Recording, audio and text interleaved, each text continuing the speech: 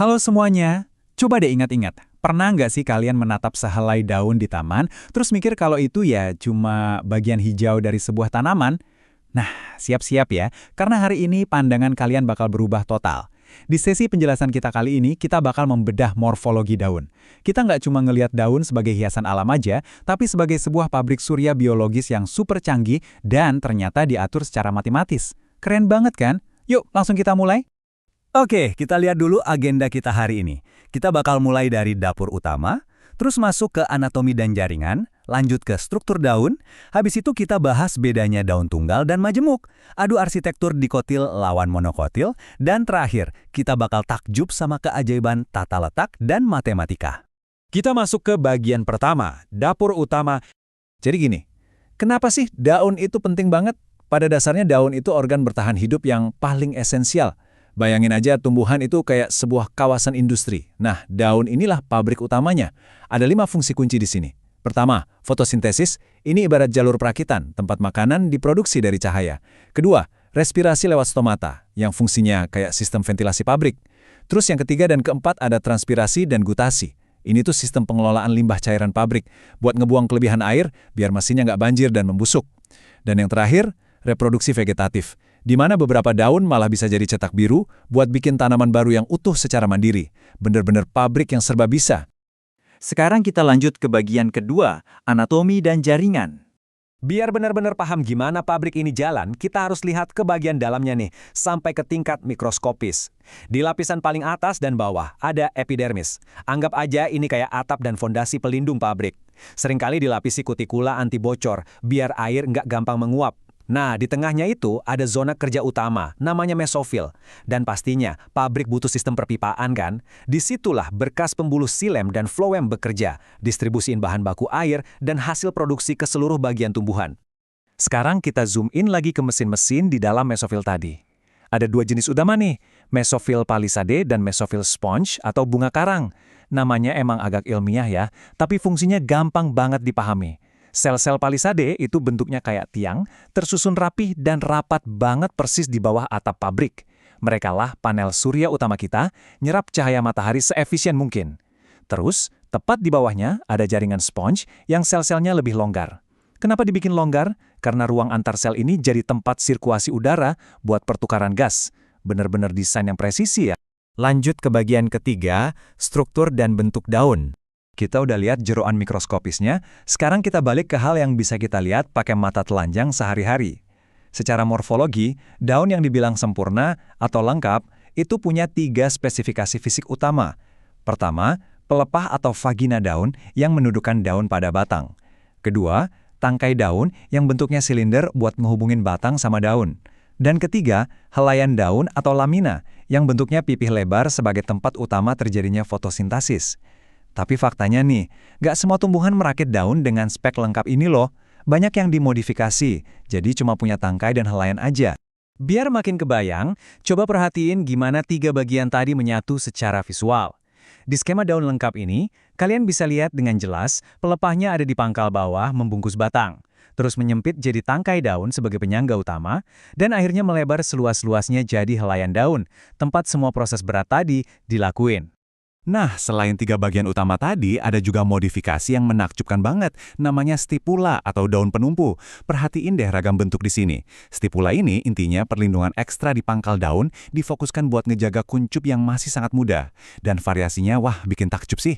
Ada yang bentuknya daun penumpu bebas di samping, ada yang menyatu sama tangkai, ada yang termodifikasi jadi duri tajam buat pertahanan, bahkan ada yang berubah jadi sulur buat melilit dan memanjat. Alam emang gak pernah kehabisan ide buat ngelindungin asetnya.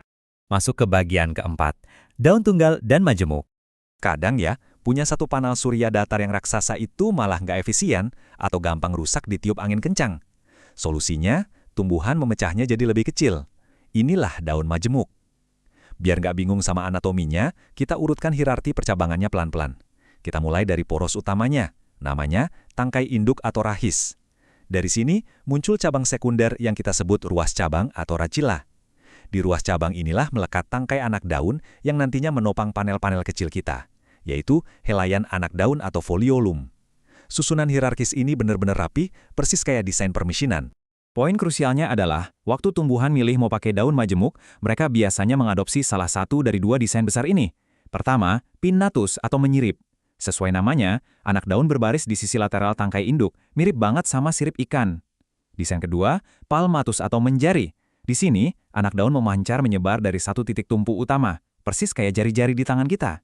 Dua-duanya adalah cara brilian buat nangkap cahaya seefisien mungkin.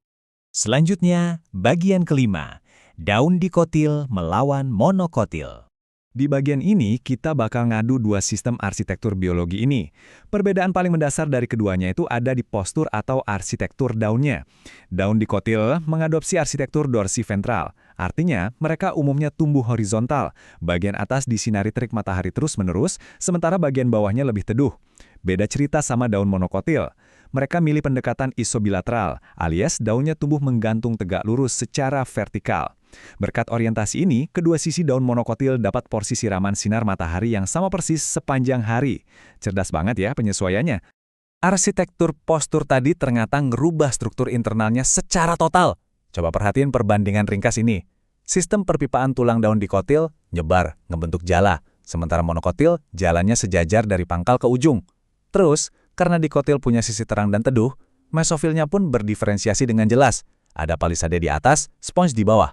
Kalau monokotil, karena cahayanya rata kiri-kanan, jaringan mesofilnya juga seragam.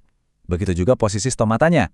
Dikotil nyembunyiin sebagian besar stomata di sisi bawah biar nggak cepat kering, tapi monokotil membaginya secara adil di kedua sisi daun. Semuanya sangat masuk akal. Pernahkah kalian mikir, gimana sih semua pabrik kompleks ini dibangun dari cuma satu tunas kecil? Ternyata tumbuhan punya alur perakitan yang super terprogram. Langkah pertama, inisiasi. Munculnya benjolan sel di pucuk batang. Langkah kedua, diferensiasi awal, saat sel-sel mulai ngebentuk jaringan dasar. Ketiga, perkembangan aksis, di mana struktur daun memanjang jadi semacam pilar. Keempat, asal-usul helai. Tepi-tepinya mulai melebar ngebentuk bidang datar. Dan kelima, histogenesis. Ini adalah tahap penyempurnaan internal sampai ke tingkat selular yang paling akhir. Semuanya berjalan mulus ngikutin pemrograman genetik bawaan. Dan ini membawa kita ke bagian pamungkas kita hari ini, tata letak dan matematika. Kita bakal gabungin biologi sama hukum matematika. Coba deh pikirin hal ini sejenak. Kalau kalian nyusun daun di sekeliling batang vertikal, daun yang posisinya di atas pasti bakal ngasih bayangan dan nutupin cahaya buat daun di bawahnya kan? Terus, gimana cara tumbuhan ngatasin krisis bayangan ini? Gimana mereka bisa tahu letak yang presisi, padahal nggak punya penggaris atau alat ukur? Nah, ini dia jawabannya yang bakal bikin kalian merinding. Mereka nyelesain masalah ini pakai deret Fibonacci. Angka-angka tata letak putaran daun itu memunculkan deret hitung yang sangat presisi, ngasilin pecahan kayak 1/2, 1/3, 2/5, sampai 3/8.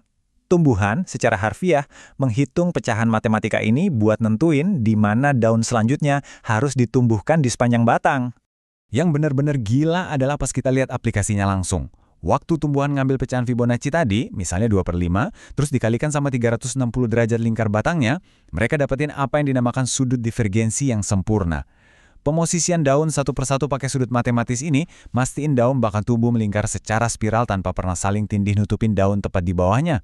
Semuanya diselaraskan secara geometri murni, cuma buat menangkap radiasi sinar matahari maksimum. Gila ya, tanaman aja ngerti geometri tingkat lanjut. Sebagai penutup, saya mau ninggalin satu pertanyaan ini buat kalian. Setelah kita bongkar morfologi daun hari ini, mulai dari pabrik jaringannya, arsitektur xilem dan floemnya, sampai kehitungan sudut geometris Fibonacci yang super presisi, apakah daun masih sekedar bagian hijau yang jatuh ke tanah? Ataukah mereka sebenarnya adalah mesin biologis, sebuah mahakarya teknik bertenaga surya yang tak ternilai? Saya benar-benar berharap, habis nonton sesi penjelasan kita hari ini, kalian gak akan pernah lagi ngelihat tanaman hias di rumah kalian dengan cara yang sama. Alam emang sejenius itu. Makasih banyak udah belajar bareng hari ini, teruslah bereksplorasi di sekitar kalian, dan sampai jumpa di penjelasan seru berikutnya.